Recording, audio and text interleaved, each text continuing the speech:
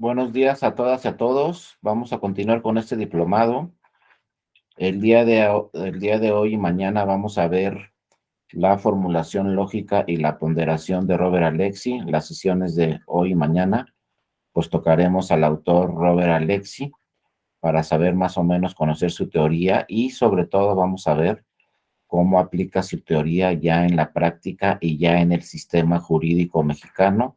Entonces van a ser sesiones, primero vamos a hablar de la teoría de Robert Alexi y luego ya vamos a hablar mañana de la práctica, ya directamente cómo la teoría de Robert Alexi sí se practica en el sistema jurídico mexicano. Vamos a ver cómo es que la ponderación de la que nos habla Alexi la realizan aquí en México los tribunales electorales, los tribunales ordinarios, sobre todo los tribunales constitucionales como son el Tribunal Electoral del Poder Judicial de la Federación y como también es la Suprema Corte de Justicia de la Nación. Yo soy Darío Mora Jurado, soy también profesor investigador de la Escuela Judicial Electoral. Aquí en la presentación están mis datos, dario.mora@te.gov.mx, también mi Twitter, Darío Mora Jurado, ahí estoy a sus órdenes. Mañana terminando la sesión, con todo gusto, si me escriben a mi correo electrónico, yo inmediatamente, si me escriben en cuanto tenga oportunidad, yo les contesto en el correo enviándoles esta presentación. Lo que veamos hoy y mañana en la presentación, con todo gusto, si me escriben a mi correo, se los hago llegar esta presentación para que la tengan todas y todos ustedes. Me da mucho gusto que estén el día de hoy y mañana. Bienvenidos y bienvenidas. Y bueno, vamos a empezar. Recuerden que ustedes pueden participar en cualquier momento. Las preguntas no son al final de las sesiones, sino en cualquier momento que tengan por ahí una duda, con todo gusto lo revisamos, lo podemos analizar, discutir, etcétera. Cualquier duda que tengan sobre el tema, pues ponen por ahí una manita o abren su micrófono o si quieren ponerlo vía escrito en el chat, también lo escriben en el chat y con todo gusto lo analizamos y lo revisamos. Ojalá de verdad pues estas sesiones sean de su utilidad y les digo desde mi punto de vista, pues a mí me gusta primero revisar la teoría de algún autor y luego ya aplicarla, ¿no? En los casos reales, en los sistemas jurídicos, en este caso en el sistema jurídico mexicano. Entonces vamos a estudiar qué dice Robert Alexi sobre la ponderación, que es su tema principal, pero también cómo esta teoría de Robert Alexi se practica en el sistema jurídico mexicano. No solamente está ahí plasmada como una teoría, sino que realmente la practicamos en México y no solo en México, sino en muchos países del mundo. Por eso Robert Alexi pues es un autor muy importante en este tema de interpretación, de fundamentación, de ponderación sobre normas, porque recuerden, lo vamos a estar viendo el día de hoy y mañana, pues que el sistema jurídico en México pues es un sistema que no es perfecto, que se tiene que perfeccionar. En otros países en el mundo ya lo veremos, pero no sucede en México, pues para tener una norma legal, las legisladoras y los legisladores revisan primero que esa norma legal que van a aprobar para que sea vigente, pues sea conforme a la Constitución de ese país, ¿no? O a los tratados internacionales, si es que son obligatorios en ese país, que por lo general sí lo son. En México todavía no tenemos un órgano legislativo que revise las normas antes de que se aprueben, que revise que estas normas sean conformes a la Constitución y conformes a los tratados internacionales. Lo que sucede en México es que se aprueba la norma y luego ya son los tribunales constitucionales los que revisan si todas las normas, todos los artículos de esa norma que se aprobaron, pues son conformes a la Constitución o no. Y cuando no son conformes a la Constitución, Pues lo que procede es que los máximos órganos jurisdiccionales en nuestro país, como son la Suprema Corte de Justicia de la Nación o como es el Tribunal Electoral, pues revise y valide o no valide esas normas si son y se acercan a la Constitución o si son inconstitucionales. Ese es el problema que tenemos en el sistema jurídico mexicano, que muchas veces se aprueban normas que no son conformes a la Constitución o se aprueban normas que no son conformes a los tratados internacionales y luego llegan las personas a los tribunales y le dicen, oye, tribunal, ¿sabes qué? Declara la invalidez de esta norma porque no es constitucional o declara la invalidez de esta norma porque no es conforme a los tratados internacionales. Les digo, nos falta tener un órgano legislativo que antes de que se apruebe la norma legal, se revise si la norma legal es conforme a la Constitución o no. Pero tenemos otro problema más serio en el sistema jurídico mexicano. Muchas veces la reforma no es legal. Muchas veces la reforma es constitucional. Se aprueban nuevas normas de la Constitución, pero muchas veces estas normas nuevas que se aprueban no son armónicas con otras normas constitucionales. Y entonces, ¿qué es lo que nos va a pasar? Que en la Constitución vamos a tener quizá normas contradictorias, como sucede en la materia electoral. Solamente les doy un ejemplo. El 7 y el artículo sexto y el séptimo de la Constitución nos hablan de libertad de expresión, de derecho a la información, que son derechos que hay que proteger, etcétera. Pero por otro lado, el 130 de la Constitución nos dice que debe haber separación iglesia-estado y que no pueden pronunciarse los ministros de culto durante una campaña. Pues no son normas armónicas, de alguna forma, porque por un lado nos dicen hay que proteger la libertad de expresión, es un derecho fundamental, pero por otro lado nos dice la Constitución, no, pues sabes qué, cuando se trata de ministros de culto en una elección no se pueden pronunciar a favor o en contra de alguna candidatura o de un partido político. Tenemos lo que se llama técnicamente, que ya explicaremos después, una restricción constitucional, que de alguna manera algunos pueden señalar que esa restricción constitucional está afectando la libertad de expresión de ese ministro de culto, por ejemplo, y el derecho a la información que tenemos todas las personas. Entonces, eso es lo que dice Robert Alexi. Serán los tribunales, serán las juezas y los jueces los que tendrán que ponderar qué norma se debe de aplicar. Ponderar, en pocas palabras, quiere decir qué norma tiene más peso para aplicarla y resolver el caso concreto. No es lo mismo, ojo, valoración que ponderación. Ponderación es que tenemos dos normas de un nivel muy importante como nivel constitucional y hay que ponderar, es decir, hay que revisar entre esas dos normas cuál vamos a aplicar para resolver el caso concreto. ¿Cuál tiene más peso de las dos en ese caso concreto para aplicarla y dejar de aplicar la otra norma? Eso es lo que se llama ponderación y muchas veces nos vamos a enfrentar a esos temas. Cuando la ponderación, vamos a ver ahorita cómo lo dice Robert Alexi, cuando la ponderación es entre una norma constitucional sobre una norma legal, pues esto es más sencillo y no hay ningún problema porque aplicamos la norma constitucional sobre la legal. Tiene más peso una norma constitucional sobre una norma legal. O cuando lo mismo, cuando hay una contradicción entre la norma convencional, es decir, una norma que está en un tratado internacional y una norma legal, pues aplicamos la norma internacional, la del tratado internacional, porque tiene más peso. Ya lo vamos a revisar, como la Constitución nos dice que las normas más importantes en nuestro sistema jurídico son la Constitución y los tratados internacionales. El problema será, como les digo, cuando tendremos que ponderar entre una norma constitucional frente a otra norma constitucional o entre una norma constitucional frente a otra norma convencional. de un tratado internacional. Ahí viene entonces donde hay que aplicar toda la teoría de Robert Alexy.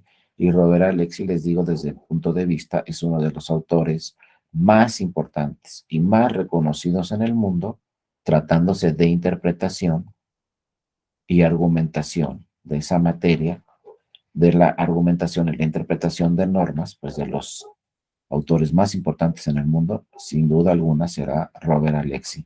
Por eso, pues está diseñado este diplomado. Hay 2 sesiones donde vamos a tratar la teoría. Yo les voy a explicar lo que dicen 2 de los libros más importantes de Robert Alexy. Hice un resumen de lo que dicen esos 2 libros. Después, si tienen tiempo, pueden estudiar y analizar pues ya más detenidamente los libros estos que vamos a tratar de Robert Alexy, pero yo les voy a platicar en esencia de qué se trata y qué dicen estos 2 libros. En 2 sesiones lo vamos a ver. La primera sesión, que es la de hoy, será solamente teoría y la de mañana será realmente práctica. Mañana vamos a ver qué tiene que ver lo que dice Robert Alexy en nuestro sistema jurídico mexicano y vamos a ver cómo le hacen, cómo ponderan las normas los máximos tribunales constitucionales como son la Suprema Corte de Justicia de la Nación y el Tribunal Electoral del Poder Judicial de la Federación.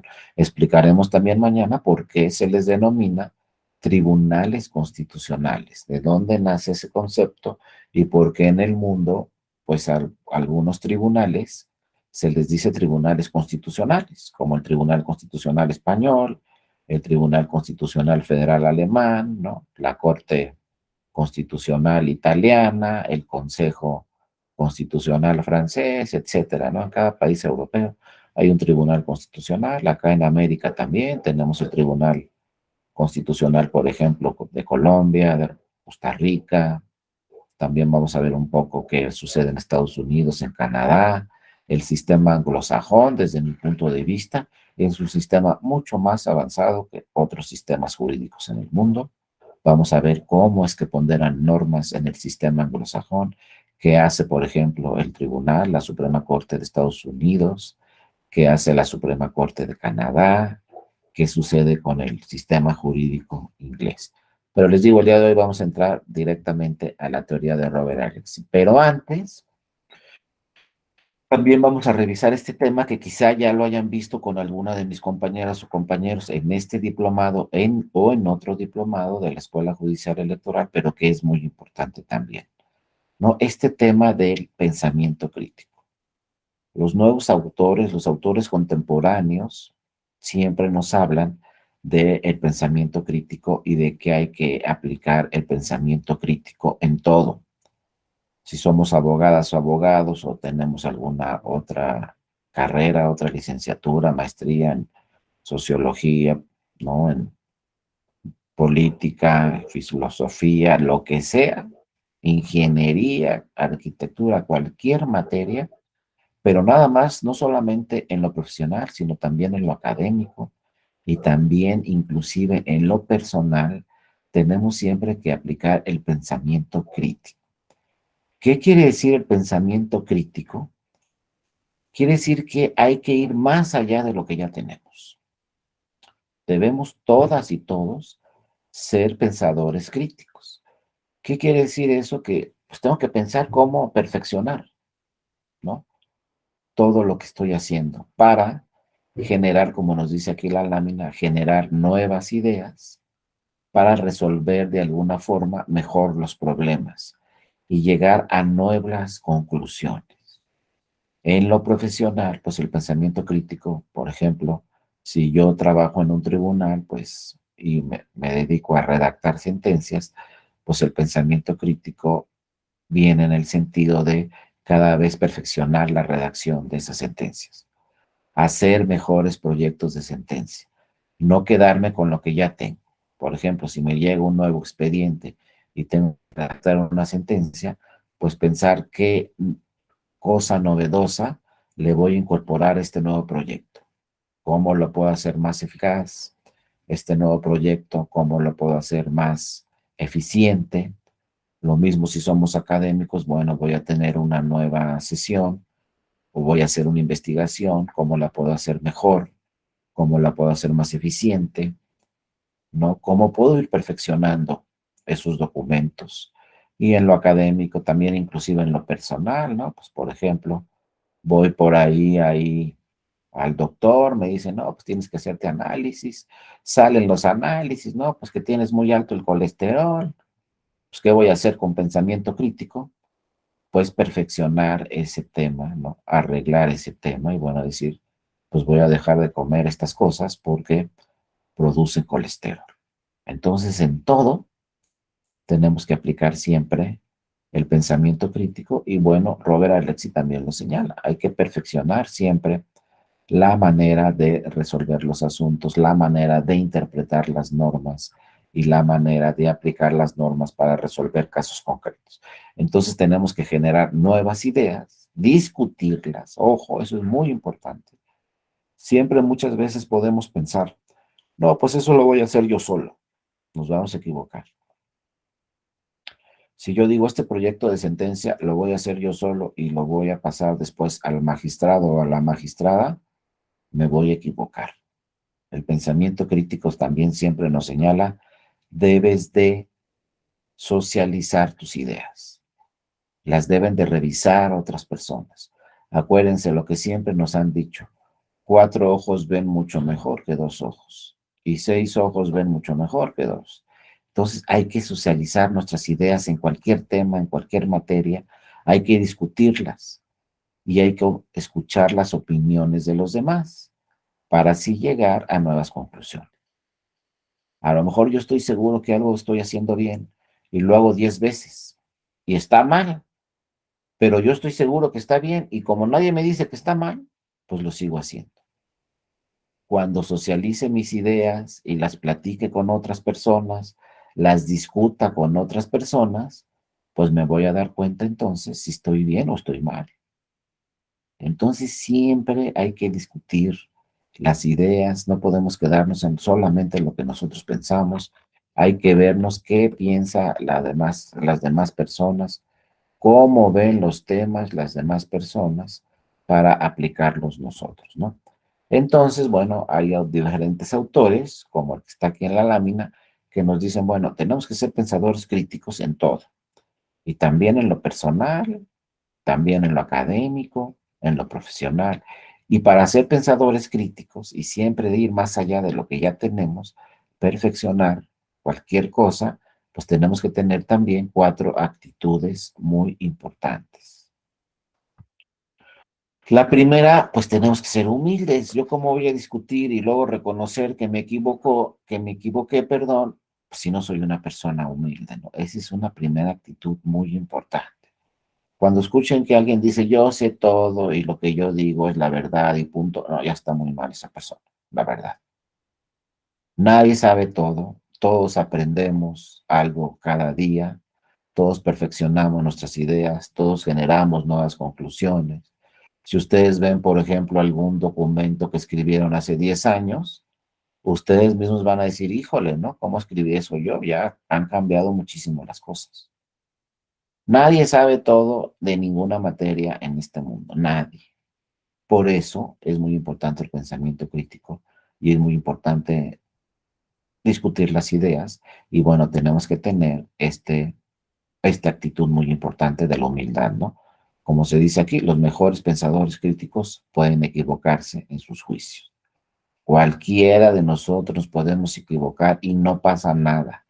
Cuando nos equivoquemos, lo único que tenemos que hacer es reaccionar rápido y corregir el error. Y listo. Pero el que diga no me equivoco, de verdad está mal, ¿eh? Todo el mundo nos vamos a equivocar y no una vez, muchas veces. Pero lo único que tenemos que hacer es corregir nuestro error y punto, seguir adelante. No pasa nada. Luego, cuando una persona cree que ya lo sabe todo, como dice el autor aquí, sobre un tema, deja de estar abierta esa persona a nueva información, a críticas o ideas y se puede quedar muy atrasado, porque según él es el más avanzado y sabe todo, pero si no lo comenta con los demás, a lo mejor ya está muy atrasado y ni siquiera se está dando cuenta que en sus ideas o en sus criterios o en sus decisiones, pues ya va muy atrasado frente a todos los demás, ¿no? Una de las actitudes más importantes que se deben de adoptar entonces a la hora de realizar juicios críticos, pues es obviamente ser humildes y reconocer nuestros errores. De esta la manera, pues la persona continuará aprendiendo de todas las situaciones en que se encuentre, ya sea para reforzar sus ideas o bueno, como dicen los expertos, ¿no? Es de sabios cambiar de opinión y a lo mejor con el tiempo cambio de opinión, como este tema de que habla Robert Alexi. Antes, pues por ejemplo, aplicábamos la ley a la hora de hacer una sentencia, por ejemplo, pues aplicábamos directamente la ley y estaba bien redactada nuestra sentencia. Luego, por ejemplo, si queríamos presentar una demanda, imagínense en materia penal, pues nuestra demanda tenía fundamento en el código electoral. Digo, perdón, electoral. En el código penal. Ah, pues que tengo que hacer una demanda en materia penal. Ah, bueno, pues revísate qué dice el código penal. Y así se redactaban las demandas y estaban bien redactadas y bien fundamentadas. Ahora ya no, ya cambiamos. Ahora para redactar una demanda en materia penal, antes, fíjense, de revisar el Código Penal, ¿qué tenemos que revisar? La Constitución. Y antes de revisar el Código Penal, ¿qué tenemos que revisar? Los tratados internacionales. Y ya luego planteamos nuestra demanda. Y si después el Código Penal es conforme a la Constitución, pues también hacemos valer el Código Penal. Pero lo primero es la Constitución. Yo cuando fui a la escuela y estudié la licenciatura, no me dijeron eso. Me dijeron, aplica aquí el Código Penal. Y si es demanda civil, aplica el Código Civil. Y si es demanda laboral, pues el Código Laboral y así nos vamos, ¿no? Era un tema legal. Actualmente ya ninguna abogada, ningún abogado podemos hablar del tema legal. Tenemos que hablar que para plantear una demanda hay que aplicar todo el sistema jurídico, empezando por la Constitución.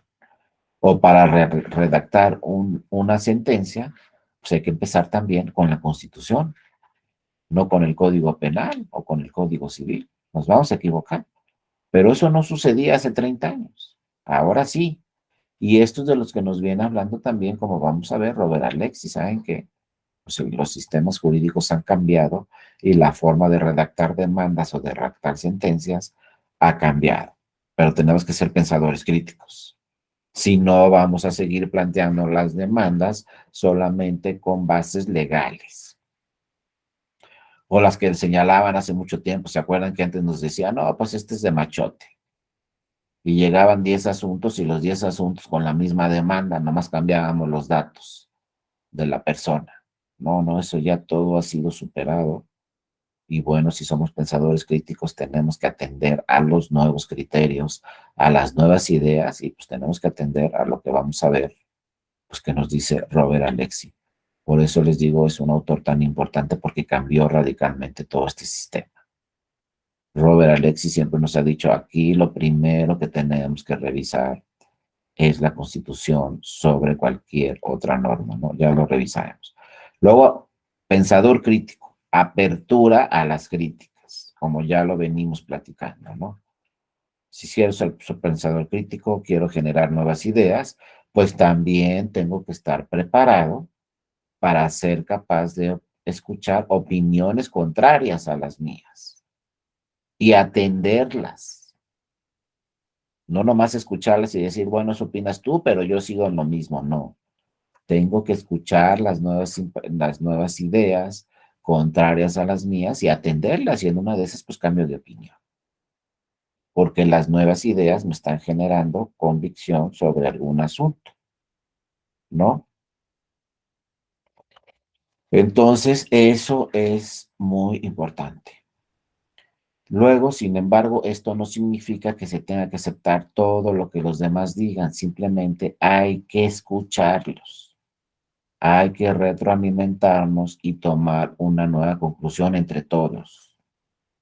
O sea, el trabajo en equipo es fundamental. Si yo también voy a un juzgado y presento una demanda así de repente yo solito, pues a lo mejor no me va tan bien que si me demanda la revisan otras abogadas, otros abogados, etcétera. Y estoy hablando de demandas, ¿no? Pero puede ser cualquier documento. Si realizo un artículo de investigación, si realizo mi tesis de la maestría, del doctor, lo que sea, lo tienen que revisar más personas. Yo no sé todo y me pueden dar nuevas ideas. Hay que retroalimentarme y generar mejores documentos. La tercera actitud que nos dice este autor es obviamente respeto hacia las demás personas.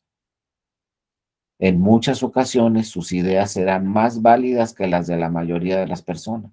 A lo mejor yo tengo razón y no tienen razón las demás personas, pero debo de respetar sus ideas y atenderlas y revisar. Y eso no quiere decir que yo voy a cambiar de idea, a lo mejor yo soy el que tengo razón. Y entonces, ¿qué tengo que hacer? Convencer a los demás y que los demás me den su punto de vista. Y a lo mejor me dicen, no, pues sabes que efectivamente tienes razón tú o efectivamente no tienes razón tú. Pero si no generamos discusión, estamos mal, ¿eh? ¿Y saben qué? Los griegos señalaban eso, Aristóteles, Sócrates, Platón, todos ellos, los filósofos de los más importantes que hemos tenido en toda la historia, eso era lo que decían. Ya hablaban ellos del pensamiento crítico y ya hablaban ellos de la discusión de los temas. O sea, no es nuevo, pero muchas veces se nos olvida. De verdad, siempre platican los temas, siempre conversen sobre los temas, siempre discutan los temas, siempre revisen los temas. Nadie tiene la razón, pero no todos estamos equivocados tampoco. Habrá que, pues, discutirlas. Al discutir cualquier idea, vamos a llegar a una nueva conclusión. Les digo, en cualquier ámbito, en el académico, en el profesional, en el personal, siempre hay que discutirlo porque si no sería muy fácil equivocar. Entre más personas analicen un tema, la conclusión va a ser mucho mejor y va a ser mucho más defendible en cualquier ámbito. Porque ya lo vieron 5, ya lo vieron 10, ya lo vieron 20, ¿no? Por eso los tribunales también, más importantes en el mundo, pues no es una sola persona. Nunca van a encontrar un tribunal que digan, aquí nomás hay una magistrada.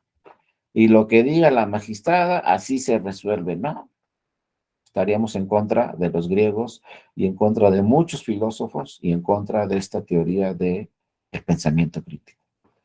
Cualquier tribunal van a ser por lo menos 3, por lo menos. Y si es un tribunal importante como un tribunal constitucional, pues vamos a tener ahí 5, 7, 9, etcétera. Personas que van a discutir un solo mismo tema y que van a llegar a una conclusión. Y que sucede lo mismo, ¿no? A lo mejor 2 o 3 de esos 9 o de esos 7 no van a estar de acuerdo y van a emitir lo que se llama un voto particular. Pero el tema se discutió y se llegó a una conclusión con una mayoría. Entonces va a ser muy difícil que después, ya cuando se resuelva ese asunto, pues alguien diga, están todos mal aquí, ¿no? Pues se discutió por 9 personas, expertos en el tema. Entonces no va a ser tan fácil que alguien diga, se equivocaron las 9 personas, ¿eh? Yo prácticamente les podré decir, pues quizá los que se equivocó es el que está diciendo que se equivocaron 9 frente a lo que él está diciendo. Va a ser muy difícil en cualquier tema que 9 que discutieran un tema estén los 9 equivocados. Pero puede suceder, ¿no? Pero ya vamos con una sentencia, por ejemplo, muy sólida, porque es discutida y resuelta y votada por 9 personas expertas en ese tema, el tema que ustedes quieran. Y estamos hablando de tribunales, pero lo mismo sucede en cualquier ámbito, ¿no? Un ingeniero automotriz, pues cuando resuelve algún tema, créanme que eso ya lo revisaron otras 10, 15, 20 personas. Es lo que se llama protocolos en todos los ámbitos de competencia, en todos los ámbitos, en todas las ramas. Hay ciertos protocolos y todo lo revisan muchas personas, muchas. Hacerlo nosotros solos va a ser imposible. Por ejemplo, el dueño que ya falleció, el dueño de la Bimbo, tenía unos protocolos muy, muy eficientes.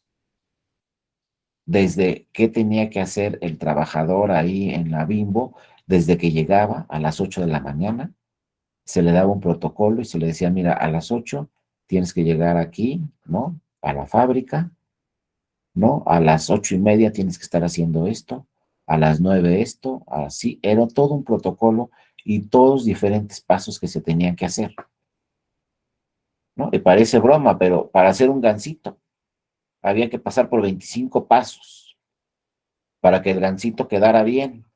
Ahora imagínense otros temas mucho más importantes, cuántos pasos tenemos que pasar y cuántas personas las tienen que revisar. Lo mismo. Imagínense para hacer un coche todos los protocolos que se tienen que llevar a cabo y todos los pasos que se tienen que superar para que ese coche, por ejemplo, sea un coche seguro y no lo saquemos a la calle y tengamos un accidente. Todos los protocolos de seguridad que tiene que pasar, de calidad, etcétera, ese solo coche. Pues lo mismo sucede en cualquier ámbito. Para redactar una sentencia, pues tiene que pasar por diferentes protocolos, tiene que ser debidamente discutido el tema y tiene que aprobarse. Y eso no lo puede hacer de ninguna forma una sola persona, ¿no? Entonces, muy importante. Por eso les digo este tema del pensamiento crítico y obviamente, pues trabajar, ¿no? Con voluntad y trabajar duro, porque solamente trabajando fuerte vamos a generar nuevas ideas y vamos a generar nuevas conclusiones, ¿no? Imagínense un ingeniero automotriz que diga, ah, pues así me sale muy bien, así lo hago siempre. Ejemplo, el Volkswagen. ¿Cuánto duró el Volkswagen aquí en México? Fue el coche más vendido en toda la historia de México. Pero imagínense que el ingeniero automotriz diga, pues como el Volkswagen lo compra todo el mundo, pues ya nos vamos a quedar toda la vida con el Volkswagen. Eso no es pensamiento crítico. Ahorita súbanse un Volkswagen y van a decir, híjole, este coche no frena, híjole, este coche no tiene bolsas de aire, híjole, este coche no tiene frenos de no sé qué, híjole, este coche contamina muchísimo. Ah, bueno, era buenísimo en su tiempo, hay que perfeccionarlo. ¿Y que lo perfeccionó una persona? No, lo perfeccionaron muchísimas personas hasta que se tomó la decisión de que ya no era un coche seguro, ya no era un coche bueno para el ambiente y desapareció. Y se generaron nuevos automóviles y ahora ya vamos a los automóviles eléctricos y así nos vamos. Entonces, eso se llama pensamiento crítico. Ir perfeccionando todo y listo. Ahora imagínense, se redacta una sentencia y yo todavía he escuchado personas que me dicen, no, pues es que, ¿sabes qué? Así se ha hecho toda la vida las sentencias, ¿por qué le voy a cambiar? Y yo cuando trabajé con mi primer jefe me dijo, las sentencias son así, ya no las vamos a cambiar nunca. Pues, tienen siendo así 100 años, ¿no? Pues que a todo dar, ¿no? Pues no.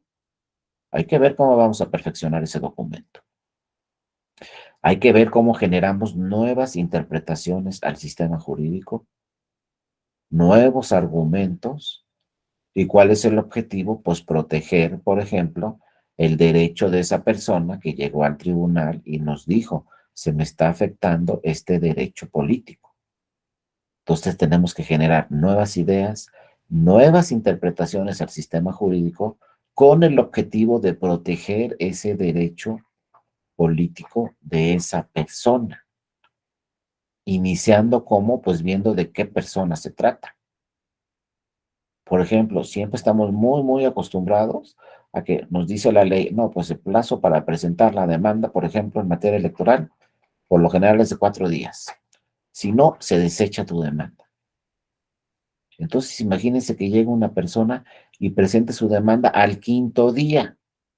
Pues tradicionalmente se desechaba la demanda. ¿Sabes qué? Ya venció el plazo. Punto. Ahora ya no. Ahora llega esa demanda y hay que revisar muchísimos puntos. El primero, ¿de qué persona se trata? ¿Pertenece a un grupo vulnerable o no? ¿Es una mujer? ¿Es una persona indígena? ¿Es una persona con discapacidad? Etcétera. Después, ¿por qué la presentó tarde? No, pues porque vive en la sierra de Chihuahua. Y él llegó a Chihuahua, a DHL, a presentar su demanda en el día cuarto. Pero la demanda llegó a la Ciudad de México, por ejemplo, en el día quinto. Pero él estaba en DHL en el día cuarto. DHL la mandó la demanda a México y llegó la demanda a México en el día quinto. Se la desechamos. Era una persona indígena, no tenía suficientes recursos para trasladarse directamente y llegar a tiempo, no tenía recursos menos para llegar hasta la Ciudad de México. Entonces lo que se recurrió fue llegar a la ciudad de Chihuahua en tiempo y presentarla por DHL, pero acá a México llegó un día más tarde.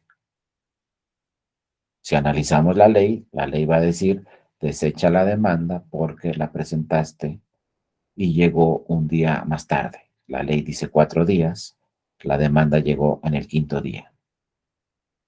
Y entonces se desecha y podemos pensar nosotros acá en un tribunal, pues mira, ya me ahorré este asunto. Pero ¿qué pasó con la protección del derecho de esa persona? Pues ya no se le protegió, porque estamos siendo legalistas.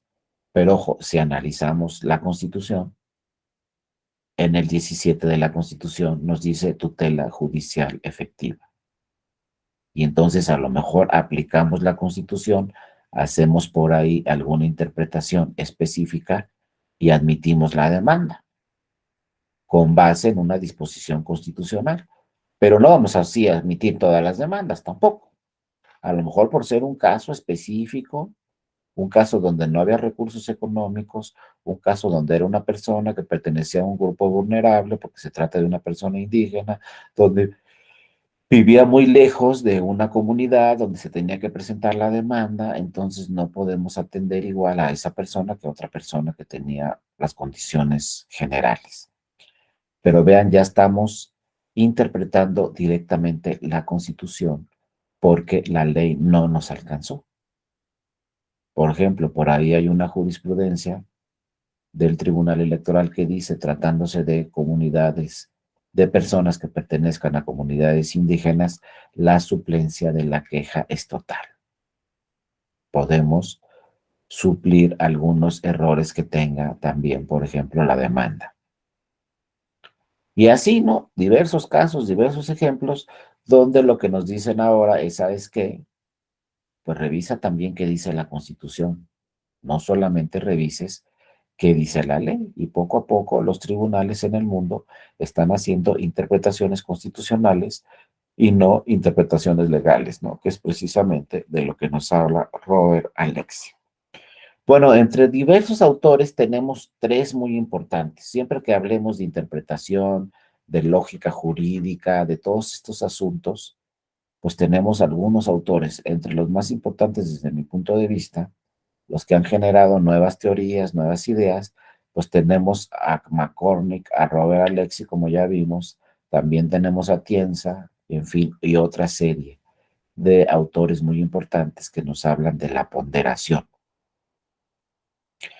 McCormick nos habla de justificar una decisión en un caso difícil, una decisión en un caso difícil significa cumplir con el requisito de universalidad y que la decisión tenga sentido con el sistema jurídico y con el mundo. Al decirnos con el sistema jurídico, McCormick nos está diciendo, revisa todo el sistema jurídico cuando tengas un caso difícil. No solo revises la ley, todo el sistema jurídico pues inicia con la Constitución, con los tratados internacionales. ¿Qué más está en el sistema jurídico importantísimo, además de la Constitución y los tratados internacionales? ¿Saben qué más está muy importante que nos dice McCormick que hay que revisar? La jurisprudencia. ¿Cuál jurisprudencia? ¿Cuáles criterios? ¿Cuáles precedentes? ¿Cuáles sentencias hay que revisar? Pues las de los máximos tribunales. En México, ¿cuáles son los máximos tribunales? La Suprema Corte y el Tribunal Electoral del Poder Judicial de la Federación. Entonces hay que revisar su sentencia, sus criterios. No solo hay que quedarnos en qué dice la Constitución, sino hay que revisar cómo interpretó la Constitución la Suprema Corte en una jurisprudencia o cómo interpretó la Constitución el Tribunal Electoral del Poder Judicial de la Federación, en este caso, la Sala Superior en una jurisprudencia.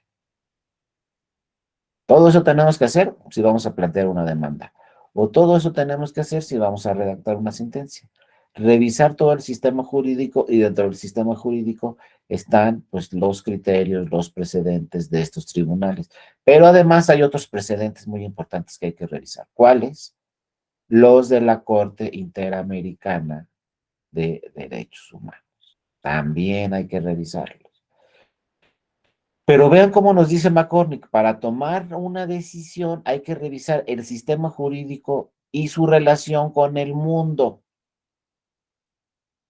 ¿A qué se refiere su relación con el mundo, McCormick? Ah, pues cada vez que, o sea, suena muy complejo, pero en realidad así le están haciendo los tribunales en el mundo. Pues también hay que revisar, por ejemplo, si es un tema de derechos humanos, pues también hay que revisar qué está diciendo, por ejemplo, el Tribunal Europeo de Derechos Humanos. Oye, pero ¿eso qué tiene que ver con México? Lo que diga el Tribunal Europeo de Derechos Humanos no es vinculatorio, no es obligatorio en México. No tenemos que revisarlo, ya estamos revisando lo que dice la Corte Interamericana de Derechos Humanos, ya no hay que irnos a lo que dice el Tribunal Europeo de Derechos Humanos. No, ustedes piensan que no, no, sí. Oye, pero no es obligatorio, no, ya sé.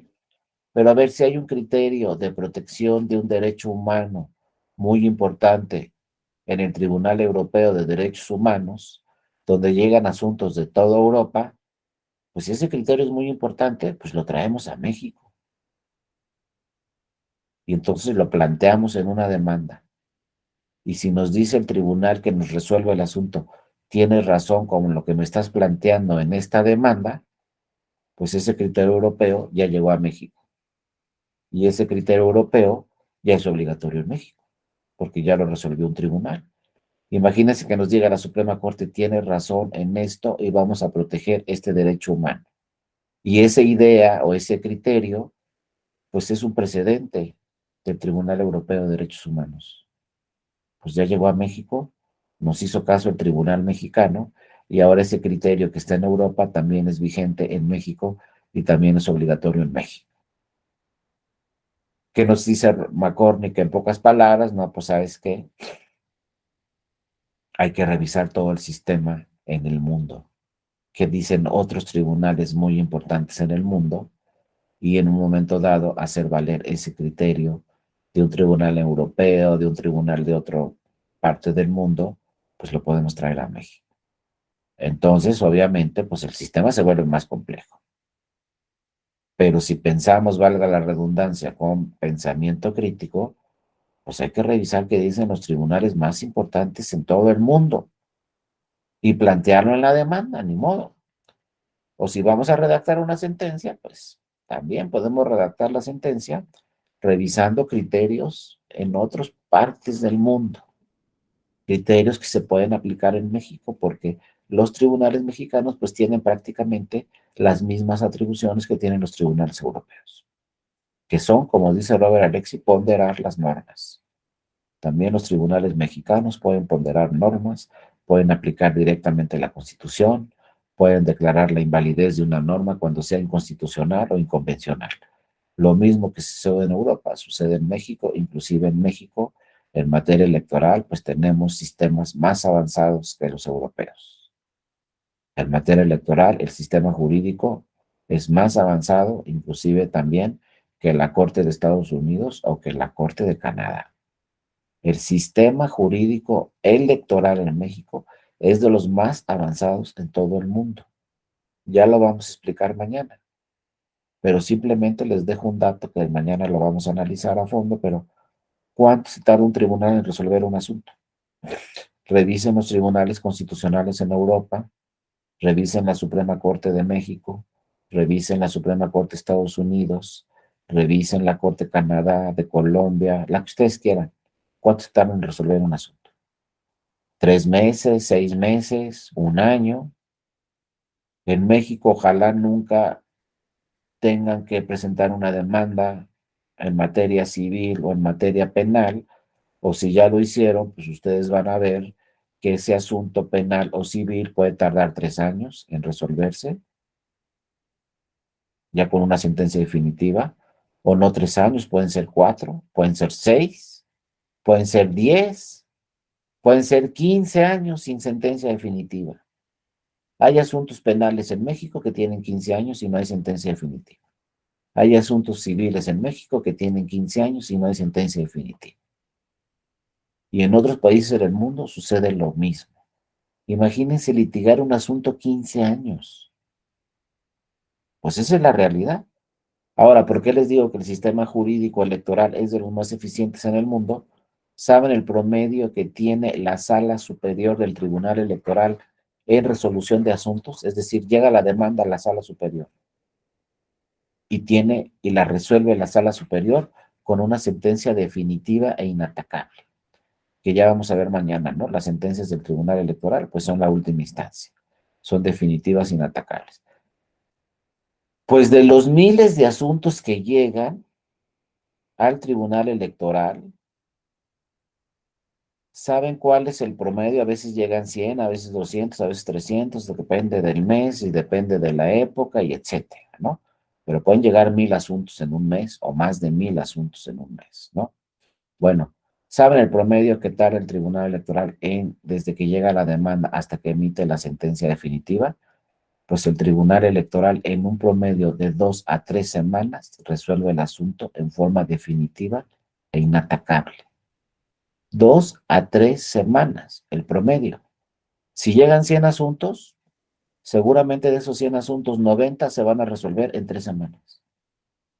Ahí está el promedio. Si ustedes van al tribunal y presentan una demanda porque se le está afectando un derecho político, el tribunal les va a resolver en promedio en 3 semanas el asunto, con una sentencia definitiva e inatacable. ¿Qué sistema jurídico en el mundo les resuelve el asunto en 3 semanas? Yo nomás quiero preguntarles.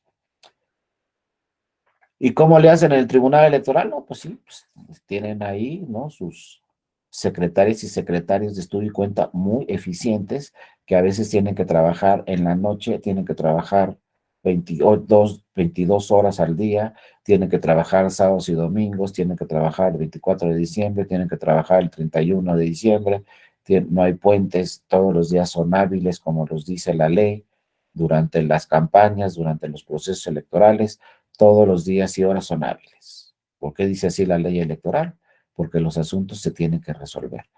El Tribunal Electoral es de los pocos tribunales en el mundo que tienen fechas límite para resolver. No puede pasar el asunto de ahí. Por ejemplo, lo que acaba de suceder ayer en el Tribunal Electoral, pues impugnó la elección de la gobernatura en Tamaulipas. Cuando se impugna una elección y un partido solicita que se anule esa elección, primero resuelve el Tribunal Electoral de Tamaulipas y en segunda instancia el Tribunal Electoral del Poder Judicial de la Federación. Pero hay una fecha límite. ¿Cuál es la fecha límite? Por ejemplo, el candidato ganador en Tamaulipas o la candidata ganadora, en este caso fue el candidato ganador, toma posesión el 1 de octubre del 2022. Entonces, si se presentan 10 demandas o 15 o 20 al tribunal solicitando que se anule la elección de la gobernatura en Tamaulipas, a lo mejor las demandas cuando llegaron, por ejemplo, a lo mejor llegaron en agosto. Pues todas esas demandas que llegaron en agosto, el Tribunal Electoral las tiene que resolver antes de el 1 de octubre. Entonces tiene, imagínense, ¿no? Por ahí la mitad de agosto y todo septiembre para resolver 30 asuntos, 20 asuntos, 40 asuntos solamente relacionados con esa elección de Tamaulipas. Pueden llegar asuntos de otras elecciones, de otras entidades federativas al mismo tiempo. Pero ahorita que estamos hablando de Tamaulipas, y primero resuelve el Tribunal Electoral de el Estado. Entonces el plazo es más breve para la Sala Superior. Pues llegan todos esos asuntos a la Sala Superior y tiene un mes, a lo mejor, o 3 semanas, o mes y medio para resolver todos estos asuntos. Ayer, en una sesión pública, la Sala Superior resolvió los asuntos relacionados con la elección de Tamaulipas. Ayer fue 28 de septiembre porque toma posesión el candidato ganador el 1 de octubre. Entonces, esta semana tenía que resolver todos esos asuntos la Sala Superior, sin excepción, porque si resuelve después de que toma posesión el candidato ganador, ya no tiene efecto esa sentencia. ¿Para qué vienes y me dices que se anula la elección de gobernador en Tamaulipas si ya tomó posesión el candidato ganador? Entonces la sala superior tiene que confirmar o anular la elección antes de que tome posesión. Entonces, bueno, resolvió todos esos asuntos la sala superior el día de ayer y, bueno, confirmó la elección y el candidato ganador en Tamaulipas va a tomar posesión el sábado. Pero así como esos asuntos son muchísimos, ¿no? Entonces, ojo, los tribunales electorales tienen fechas límites para resolver 1, 10, 15, 20 o 1000 asuntos. Y no hay de otra. Por eso, pues trabajan a marchas forzadas en los tribunales electorales y los procesos y los procedimientos son muy distintos que en otra materia. No hay, por ejemplo, audiencias para desahogar pruebas. Las pruebas se presentan directamente con las demandas y no te vamos a citar después a una audiencia para que desahogues tus pruebas. No da tiempo, etcétera. Son otros casos procesales, no, pero pues sí, hay que ver siempre los sistemas jurídicos. Y pues también el tribunal, como nos dice aquí Robert Alexi en la lámina, pues muchas veces tiene que ponderar normas. Muchas veces llegan casos donde por un lado nos hacen valer una norma constitucional y, por ejemplo, el tercero interesado nos hace valer otra norma de la Constitución distinta. Entonces el Tribunal Electoral pues tiene que revisar cuál de las dos normas de la Constitución va a aplicar para resolver el caso concreto. Lo que nos dice entonces aquí Robert Alexi es la argumentación jurídica, pues es un discurso racional, ¿no? Se tienen que tomar decisiones racionales, decisiones que entienda cualquier ciudadana o cualquier ciudadano por qué resolvió ese tribunal en ese sentido. Y también nos dice Robert Alexi, la subsunción y la ponderación son formas de aplicación de reglas y principios. Las teorías de Robert Alexi se basan directamente en reglas y principios. Robert Alexi nos dice, sobre las reglas están los principios. Cuando tenemos que ponderar en aplicar una regla o un principio, pues siempre va a ganar el principio. Pero muchas veces también Robert Alexi nos dice, hay que ponderar entre principios, no solamente entre reglas, y eso ya se vuelve muy complejo, porque los principios tienen el mismo nivel. Y entonces hay que ver para un caso concreto cuál de los principios vamos a aplicar. Por ejemplo, otra vez les pongo el mismo ejemplo, ¿no? Un ministro de culto hizo pronunciamientos políticos durante una campaña. Entonces va a llegar un partido político y le va a decir al tribunal, ¿sabes qué? Se vulneró el principio constitucional, separación iglesia-estado, que está en el 130. Pero luego va a venir el que ganó la elección y nos puede decir, ¿sabes qué tribunal lo hizo esa persona que hizo pronunciamientos políticos, que es un ministro de culto, lo hizo en el ejercicio de su libertad de expresión y el derecho a la información que tenemos todas las personas en un Estado democrático constitucional de derecho? Entonces, tribunal, pues no puedes anular la elección porque es en el ejercicio de la libertad de expresión de esa persona y en el derecho a la información que tenemos todos de escuchar lo que dice esa persona. Entonces, no apliques el 130, aplica el 6 y el 7 de la Constitución.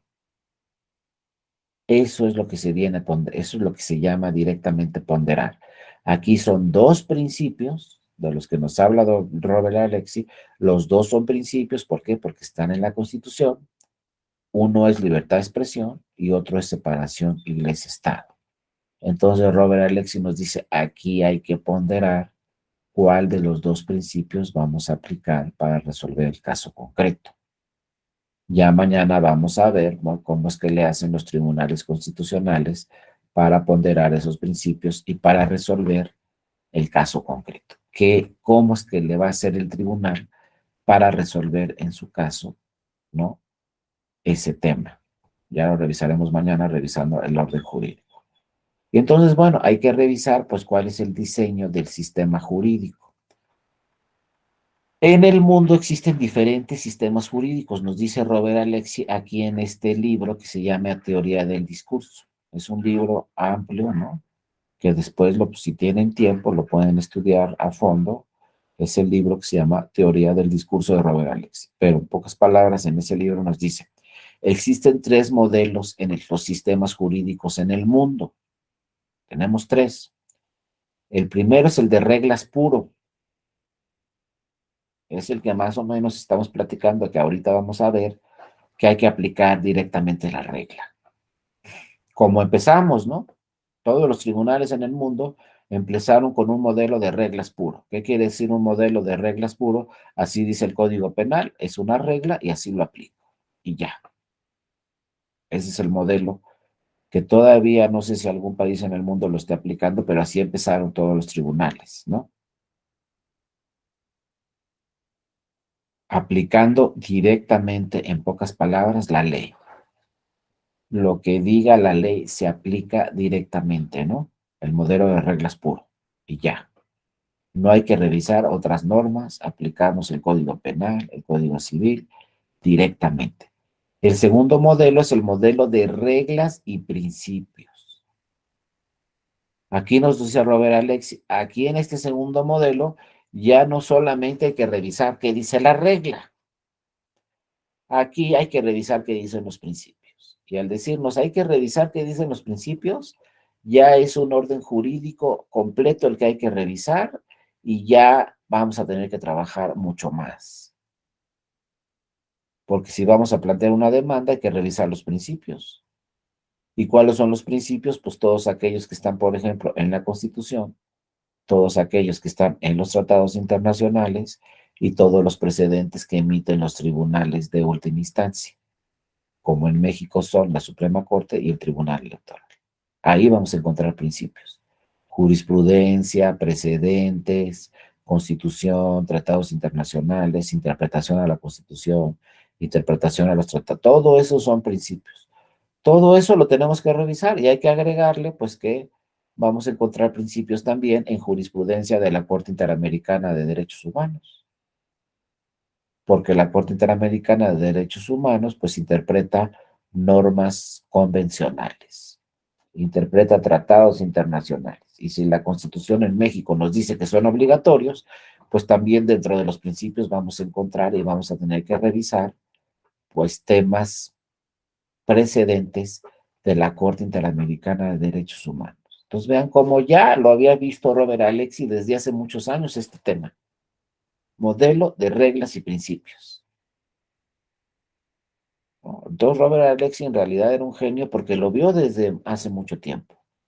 No lo vio ahorita en 2022, lo vio desde los 90s, 80s, 90s, que todavía no hacían esto los tribunales en México. Robert Alexi ya lo había visto, ¿no? Y el tercer modelo, reglas, principios, que ya vimos cuáles son las reglas, ya vimos cuáles son los principios que tenemos que hacer, que analizar, pero también los procedimientos. ¿Qué quiere decir los procedimientos? Pues que tiene que haber, pues, medios de impugnación donde podamos acudir a los tribunales y hacerle valer a los tribunales estos procedimientos. Y ojo, que los tribunales tengan atribuciones para hacer estos procedimientos. O sea, si vamos a ponderar principios y reglas, pues un tribunal tiene que tener las atribuciones para ponderar principios y reglas. Y tiene que haber el procedimiento para que yo vaya a ese tribunal y le solicite ponderar reglas y principios. Por ejemplo, la Suprema Corte tiene atribuciones para declarar la invalidez de una norma cuando sea inconstitucional. Cuando la regla sea contraria al principio, la Suprema Corte puede decir, se declara la invalidez de esta regla porque es contraria a un principio. Ah, muy bien, pero tiene que tener atribuciones la Corte para hacer eso, primero. Dos, tiene que existir, como dice Robert Alexi, el procedimiento para ir a la Corte, si no, ¿cómo? ¿Cuál es el procedimiento para ir a la Corte, por ejemplo, en materia electoral? ¿Cuál es el procedimiento para ir a la Corte y que declare la invalidez de una norma porque es contraria a un principio?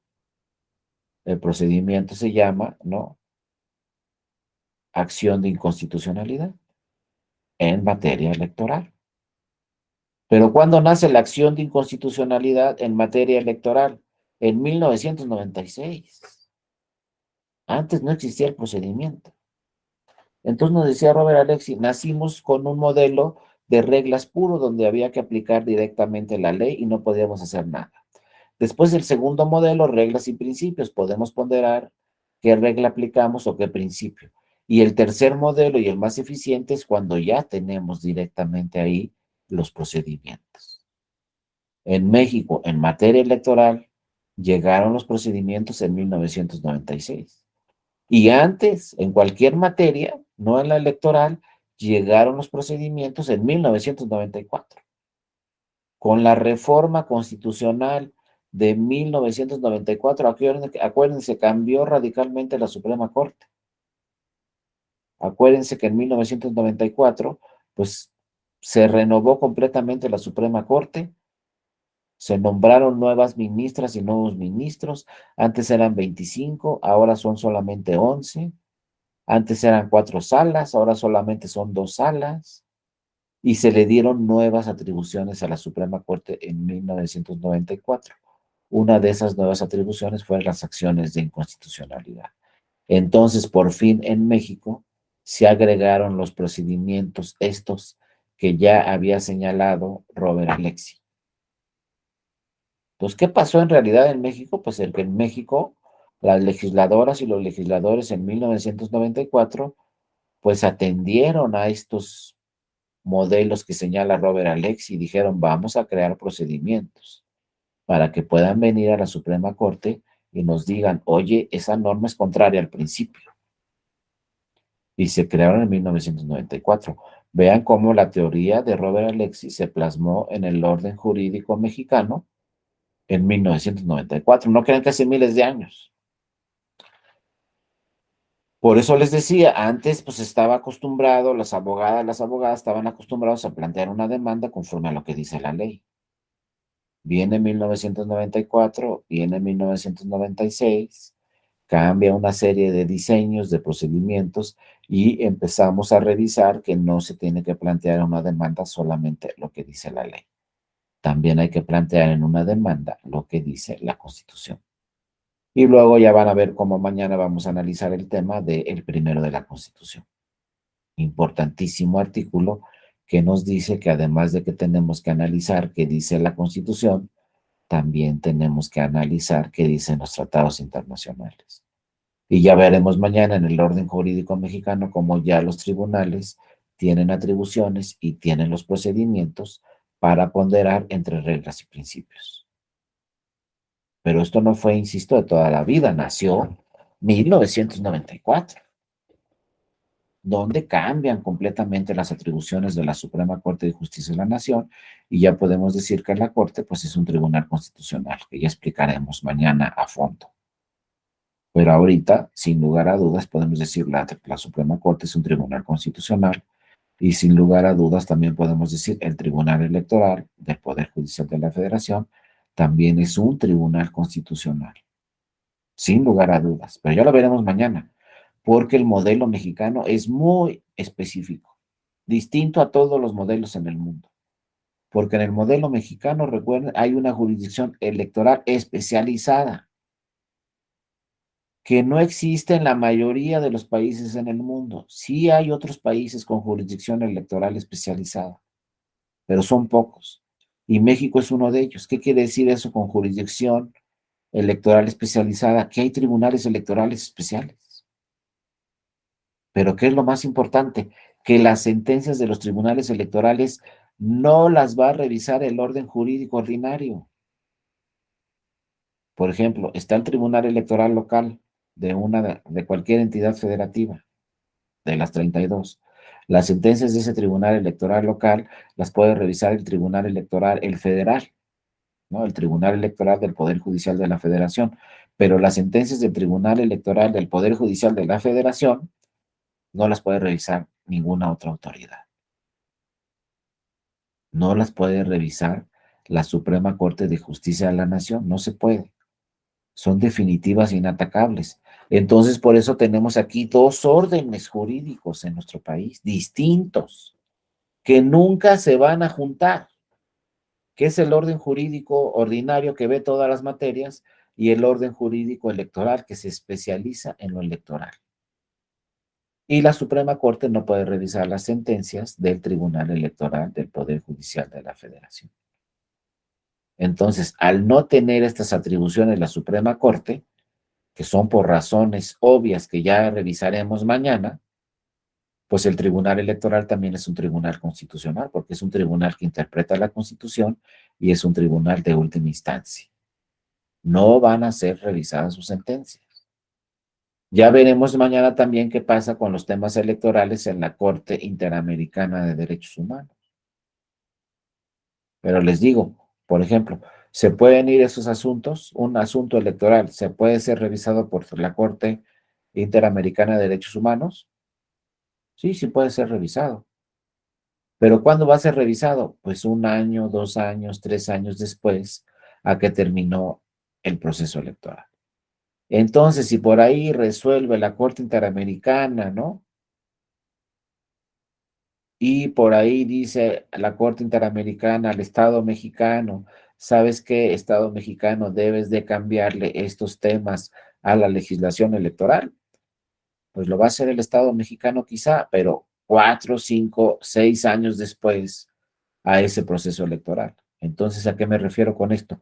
Lo que pasó en ese proceso electoral, la última decisión la tomó el Tribunal Electoral del Poder Judicial de la Federación. Si después por ahí tenemos alguna recomendación de la Corte Interamericana de Derechos Humanos, será para los próximos procesos electorales, donde va a aplicar, pero no va a aplicar en el proceso electoral que ya se resolvió. Por eso, pues las sentencias del Tribunal Electoral son sentencias definitivas e inatacables, ¿no? Bueno, seguimos con Robert Alexi. Entonces, Robert Alexi nos dice, tenemos que tener un orden jurídico y tenemos que tener también ciertos procedimientos. De nada nos sirve el orden jurídico si no tenemos el procedimiento. ¿De qué nos sirve tener una protección de derechos humanos en la Constitución y una protección de derechos humanos en los tratados internacionales si no hay los procedimientos para acudir a las autoridades y que protejan nuestros derechos humanos? Entonces necesitamos, pues nos dice Alexis, los procedimientos, ¿no? Por lo tanto, Alexis desarrolla un concepto de derecho que distingue dos elementos centrales: los procedimientos por un lado y las normas jurídicas por otro lado. Entonces tenemos que tener normas en la Constitución que protejan derechos humanos. Y también tenemos que tener normas, obviamente, como ya lo están en los tratados internacionales obligatorios para México, que protejan derechos humanos. Ya tenemos las normas, pero también tenemos que tener los procedimientos. Y ojo, deben ser procedimientos efectivos que constantemente se estén perfeccionando. Porque a la fecha, pues han llegado muchos casos, por ejemplo, al Tribunal Electoral, donde no encuadra en ningún procedimiento. Y entonces el Tribunal Electoral tiene que abrir la puerta y crear un procedimiento específico, porque no existe. Por ejemplo, pues pongo un caso así rápidamente. Llega un instituto estatal electoral al tribunal, el que ustedes quieran, y le dice al tribunal, oye, el Congreso de mi estado no me ha autorizado el presupuesto para que yo ejerza mis funciones como instituto estatal electoral, un OPLE. ¿Qué medio de impugnación es el que tiene que utilizar el Instituto Estatal Electoral para decirle al tribunal, oye, ¿sabes qué? No me han autorizado el presupuesto y yo no puedo ejercer mis funciones? Si revisamos la ley de medios de impugnación, no hay ningún procedimiento. Pero bueno, ¿se pueden estar afectando derechos de las personas? Pues sí, si no hay instituto y no está trabajando el instituto, pues sí se pueden estar afectando derechos políticos de las personas en esa entidad federativa. Entonces, ¿qué tiene que hacer el Tribunal Electoral? Oye, no está el procedimiento, pero hay que revisar qué dice la Constitución, hay que revisar qué dicen los tratados, pero ¿cómo si no hay procedimiento? La ley de medios de impugnación no dice que puede venir un instituto al tribunal, pues ya vino, pues no hay procedimiento. Otro ejemplo, en un partido político el encargado de capacitación de un partido político le dice al presidente del partido político, oye, ¿sabes qué? Dame la partida que está etiquetada para capacitación para que yo pueda organizar algunos cursos de capacitación aquí en el partido político. Y el presidente del partido le dice, esa partida la vamos a utilizar para las campañas. Es un ejemplo, ¿no? Y entonces le vuelve a decir el de capacitación al presidente del partido. Oye, no, pero ese dinero está etiquetado para capacitación y mis funciones son de capacitación y entonces yo no necesito esa partida para organizar cursos de capacitación. Y le contesta nuevamente ya por escrito el presidente del partido. Esa partida no la vamos a destinar a capacitación, pero está etiquetada para capacitación, así se autorizó, pues no la vamos a utilizar para capacitación. Y entonces yo me quedo, ¿no? Si yo soy el encargado de capacitación en el partido, digo, bueno, ¿yo cómo voy a ejercer mis funciones? Dos, ¿cómo voy a obligar al presidente que me dé esa partida si esa partida es para capacitación, si no quiere? Bueno, pues agoto las instancias dentro de mi partido, impugno esa decisión del presidente dentro de mi partido. ¿Ante quién? Pues imagínense, ante la Comisión de Justicia de mi partido. Ah, bueno, pues no se integra nunca. Son tres los de la Comisión de Justicia, se tienen que reunir los tres y resolver mi asunto. No lo resuelven. ¿Qué hago? Ah, pues se me ocurre, pues me voy al Tribunal Electoral. Ah, sí, ¿y en qué medio de impugnación? JDC, no, no se te está afectando ningún derecho político a ti en lo personal. No puede ser. Inconformidad, juicio de inconformidad, por ejemplo, no estás impugnando ningún resultado electoral. Apelación, no, pues no estás impugnando ninguna sentencia, ningún acto de ninguna autoridad. El partido político no es una autoridad electoral, entonces no procede. Y así voy viendo todos los, no hay ninguno. Y Robert Alexi nos dice, debe de existir el procedimiento, pues no hay procedimiento. Pero entonces, ¿qué creen que pueden hacer? Pues esta persona se fue al tribunal y presentó su demanda y no le puso nombre. Pero viene el escrito, lo revisa el tribunal y dice el tribunal, bueno, aquí hay que atender este tema. No tiene, ¿qué dice la ley de medios? Pues no hay un medio de impugnación para este tema. Entonces, ¿qué hace el tribunal? Emite un acuerdo y dice, pues todos estos asuntos les vamos a poner asuntos especiales.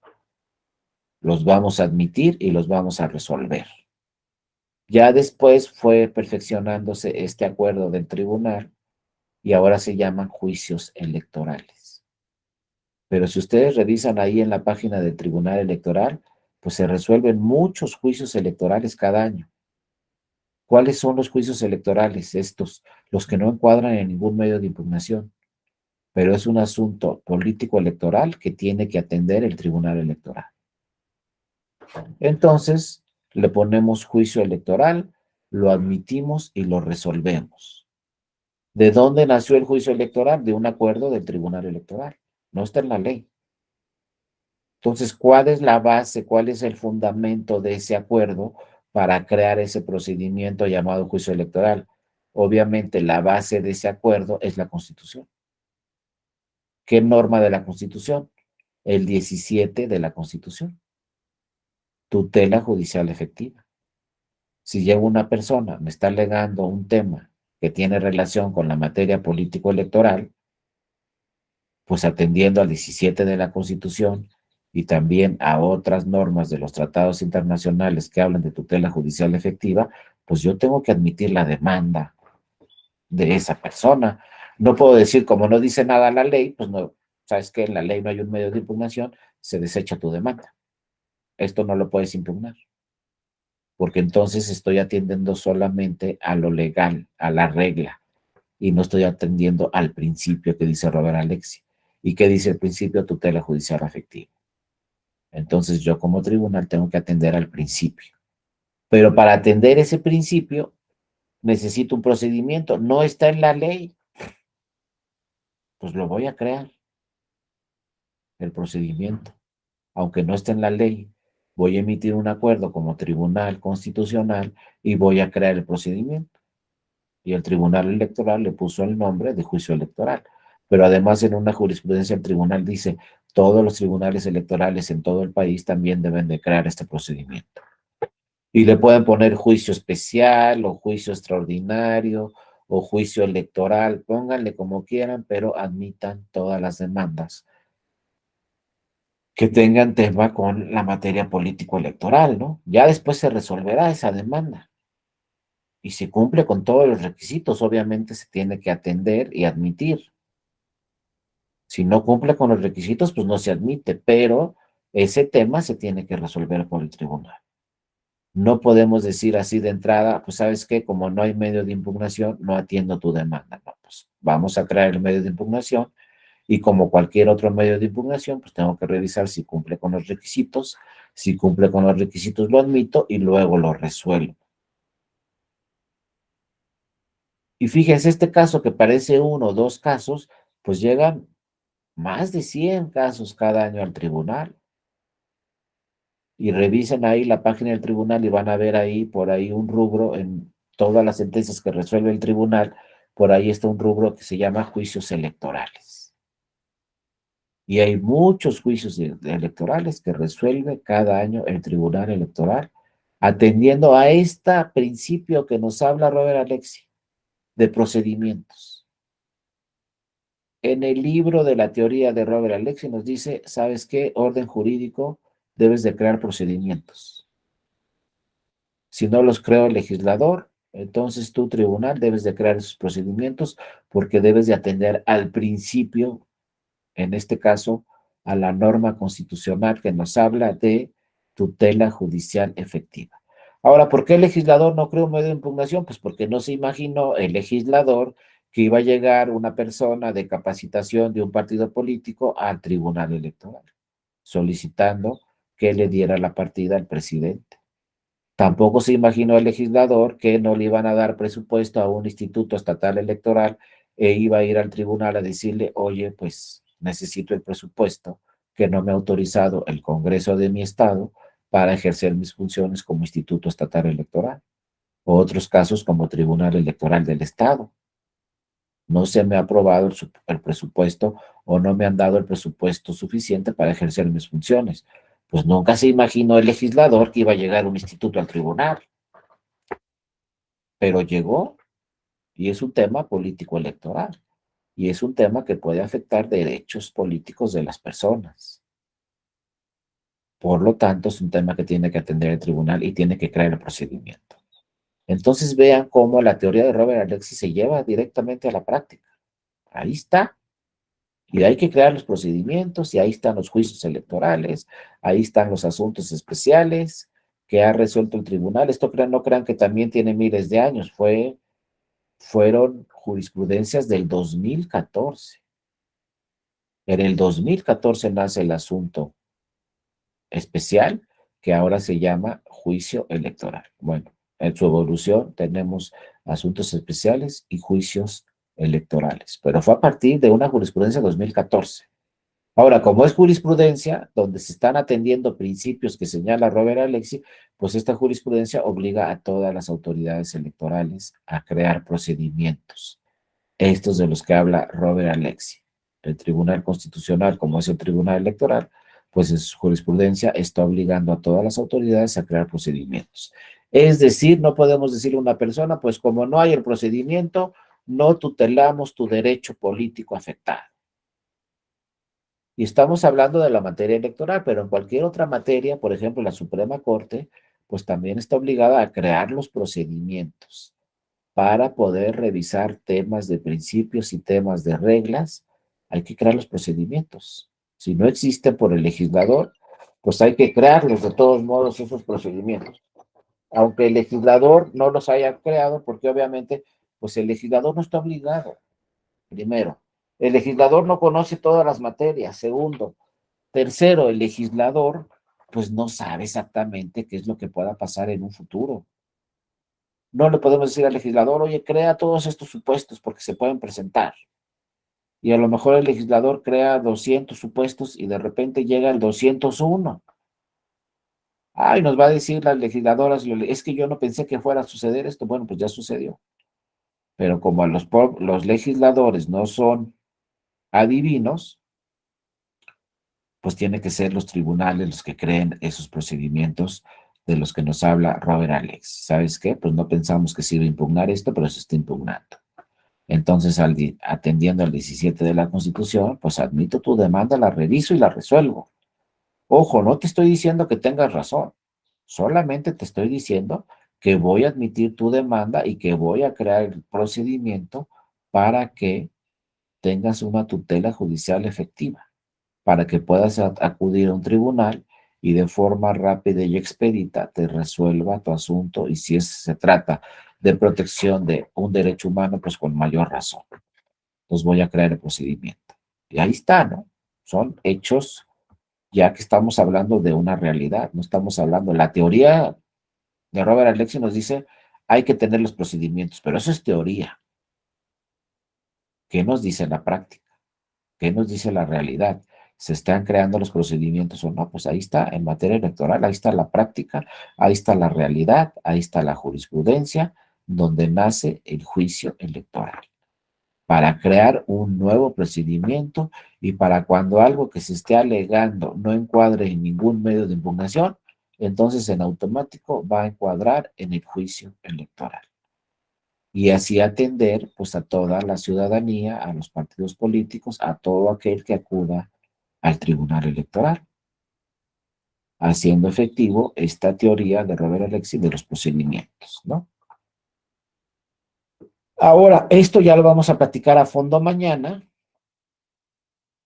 pero rápidamente vamos a ver de qué se trata, ¿no? Que nos está diciendo aquí Robert Alexi, también en su libro La teoría del discurso. Robert Alexi nos dice que hay 4 diferentes niveles de la teoría del discurso. O sea, para crear un sistema, un orden jurídico eficiente, tiene que pasar por estos 4 niveles, ¿no?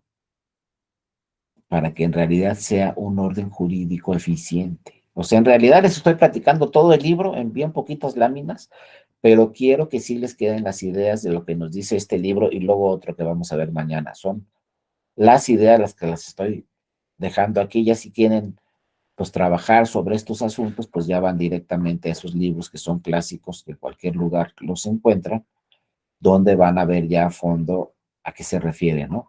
Pero bueno, aquí el libro nos dice, hay 4 diferentes niveles, ¿no? El derecho como un sistema de procedimientos consiste en un modelo de 4 diferentes niveles. O sea, ¿cómo se va a crear el orden jurídico en un país? Vean hasta dónde llega, ¿no? El nivel de Robert Alexi en su libro nos dice cómo debe crearse un orden jurídico en un país para que sea eficiente. O sea, este libro va dirigido a todas las legisladoras, a todos los legisladores en el mundo y a todos los que resuelven asuntos, a todas las juzgadoras y a todos los juzgadores en el mundo. Esa es la gran importancia de este autor. Les dice a las legisladoras, a los legisladores, a los jueces y a las juezas qué es lo que tienen que hacer para que tengan un orden jurídico eficiente. Y nos dice, debe haber 4 procedimientos para que el orden jurídico sea eficiente en un país. El primero, el procedimiento del discurso práctico general. Ya mañana lo tocaremos también a fondo, pero ¿qué quiere decir discurso práctico general? Se tiene lo que, como empezamos hoy, ¿no? Se tiene que discutir el tema. ¿Qué modificaciones le vamos a hacer al orden jurídico mexicano? Hay que discutirlo. Lo primero es discutirlo. ¿Quién?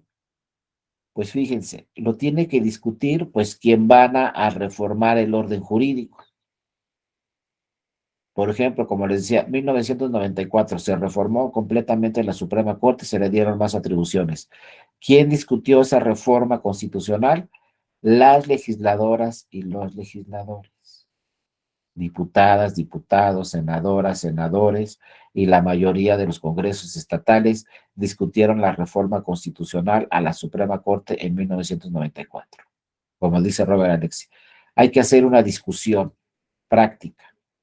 Si queremos una reforma, por ejemplo, al orden jurídico actualmente, Si queremos hacer una reforma constitucional sobre el orden jurídico mexicano, tenemos que tener una discusión práctica. ¿Quiénes lo van a discutir? Primero los parlamentarios, las legisladoras y los legisladores. Pero nos dice Robert Alexi, un discurso práctico general. O sea, una reforma constitucional al orden jurídico mexicano solamente la tienen que discutir las legisladoras y los legisladores. No,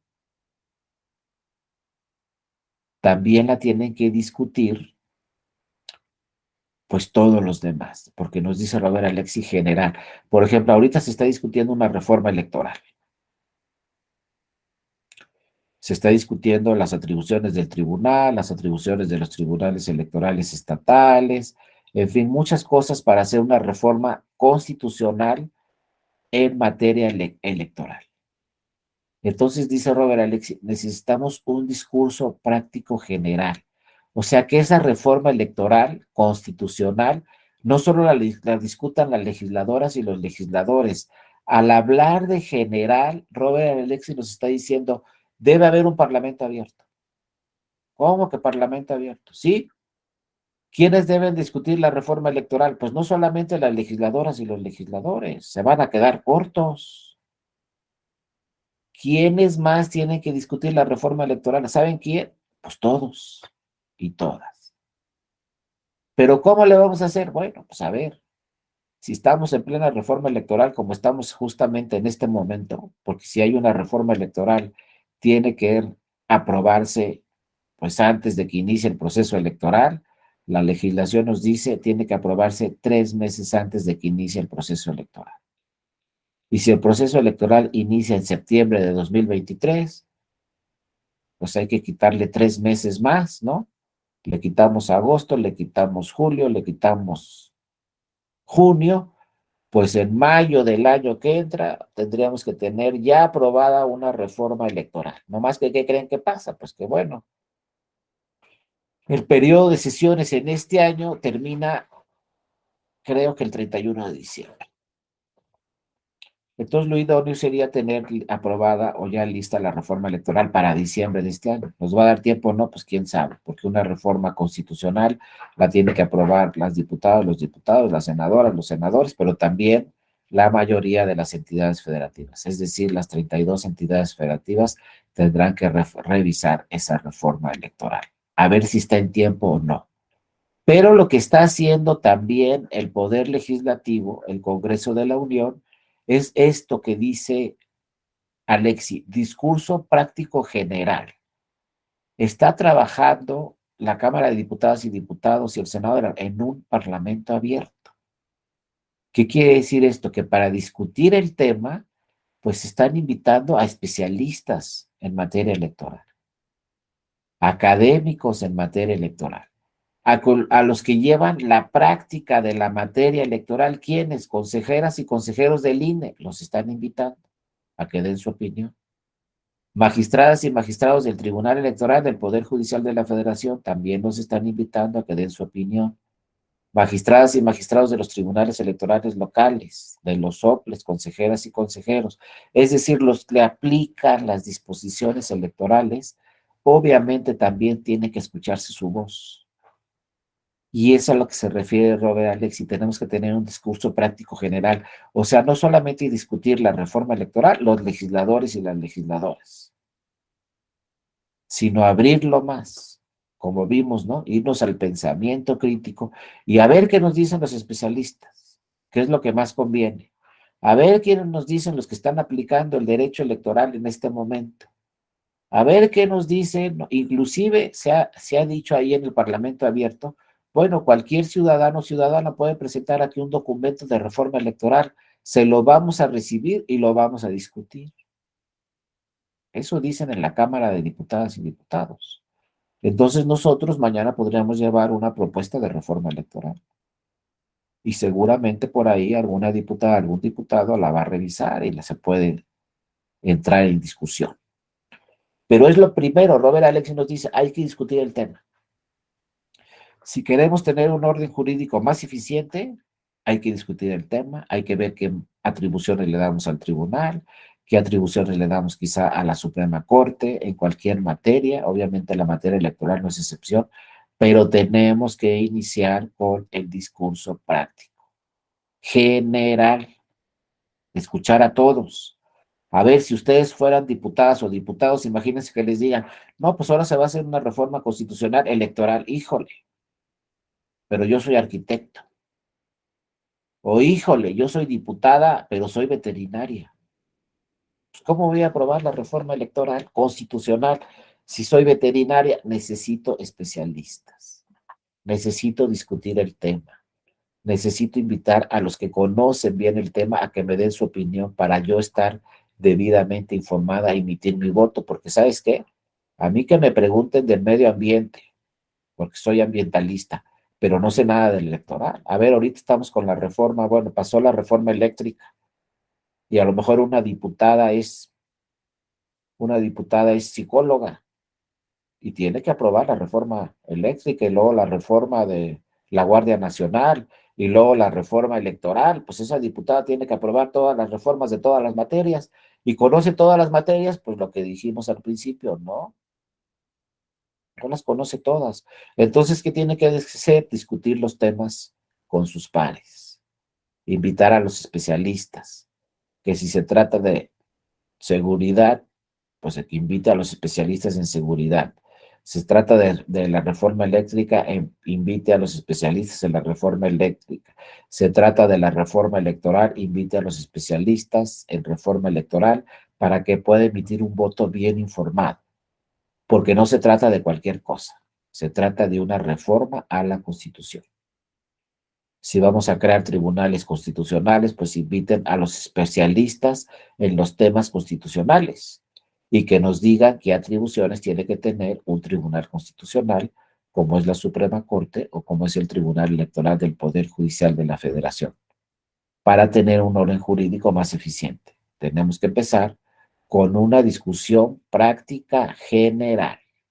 Como nos dice Alexi, queremos tener un mejor orden jurídico, empecemos por el primero, el procedimiento de discusión práctica, es decir, cosas prácticas, no dejarlo en teoría, sino a ver aquí, ¿por qué le vamos a dar más atribuciones al Tribunal Electoral? ¿Por qué? ¿Cuál es el caso? ¿O qué se necesita? Por ejemplo, si yo les pregunto ahorita cuáles son las atribuciones constitucionales que tiene el Tribunal Electoral, pues cuáles son inaplicar una norma cuando se estime inconstitucional. Cuando esa regla vaya en contra de un principio, el Tribunal Electoral la puede inaplicar por inconstitucional o por inconvencional. Pero el Tribunal Electoral puede inaplicar esa norma, o sea, ese artículo de un código electoral, lo puede inaplicar el tribunal. Pero ¿saben qué dice la Constitución? Solamente al caso concreto. O sea, ¿qué quiere decir al caso concreto? Solamente a esa persona se le va a inaplicar la norma porque es inconstitucional, pero a las demás personas se les sigue aplicando. Por eso el tribunal inaplica, no declara la invalidez como la Suprema Corte. La Suprema Corte declara la invalidez de la norma. ¿Eso qué quiere decir? Que esa norma ya no aplica para nadie, ya no va a servir, ya no es vigente. Ya la bajó del sistema la Suprema Corte. Pero el Tribunal Electoral no tiene esas atribuciones. El Tribunal Electoral solo puede inaplicarla al caso concreto. Sigue vigente la norma para todos los demás, aunque el tribunal ya advirtió que es contraria a la Constitución. Si yo no quiero que me aplique esa norma porque es contraria a la Constitución, tengo que ir al tribunal y decirle, inaplícamela. Entonces, fíjense, para perfeccionar el orden jurídico, como dice Robert Alexi, se tendría que generar una discusión y pensar, bueno, si el tribunal ya vio que esa norma es inconstitucional, pues que la inaplique para efectos generales, no para el caso concreto. Ya vio que es inconstitucional, pues que el tribunal pueda decir esta norma no aplica para nadie o se declara la invalidez de la norma. Eso sería hacer más eficiente el orden jurídico mexicano. Pero necesitamos una reforma a la Constitución que diga el Tribunal Electoral puede inaplicar normas para efectos generales o puede declarar la invalidez de una norma para efectos generales. Mientras no digas a la Constitución, no lo puede hacer el tribunal.